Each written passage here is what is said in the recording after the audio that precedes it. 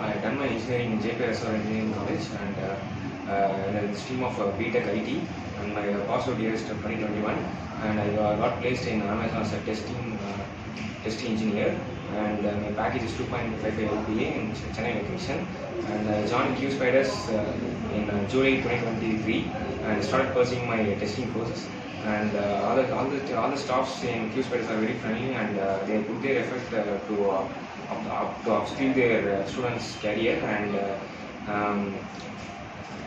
the way Hashas teach in the classes are very friendly manner, and it helped me to crack the interview. And special notes to Nandini ma'am, because of her, it taken 3 to 4 times mock for me, and it is very helpful to crack the interview. And that's it.